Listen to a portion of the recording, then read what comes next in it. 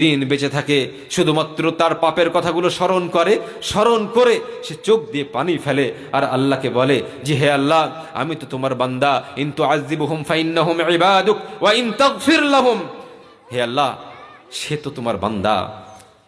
যদি আযাব দাও তোমার বান্দা, তোমার বান্দাকে আযাব দেবে, ওয়া ইন তাগফির লাহুম, তুমি যদি তাকে ক্ষমা করে দাও, সে তো অনেক পাপ করেছে, আল্লাহ তুমি তো গফুরুর রহিম, তুমি তো রহমানুর রহিম, দয়াবান, হে আল্লাহ তুমি তাকে যদি ক্ষমা করে দাও কতই না উত্তম হয়। একজন গুনাহগার ব্যক্তি সে আল্লাহ তাআলার কাছে গুনার কথাগুলো স্মরণ করে যে হে আল্লাহ, আমার লাইফে, আমার জীবনে, আমার যৌবনকালে আমি অনেক জিনা ব্যভিচার করেছি, অনেক অন্যায় কাজ করেছি,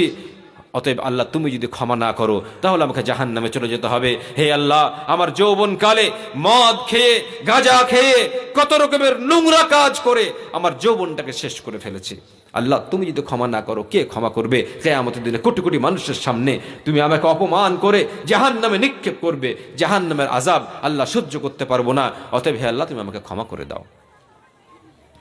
আল্লাহ কি ক্ষমা করবেন না? আপনারা যারা এখানে উপস্থিত আছেন, অনেক মানুষকে এমন নেই যে তারা অনেক পাপ করেছে, না এরকম মানুষ অনেক মানুষ আছে। যদি সেই ব্যক্তি সে নিজেকে পরিবর্তন করতে পারে, সে যদি নিজেকে বুঝিয়ে নিতে পারে যে আজকে আমি বেঁচে আছি,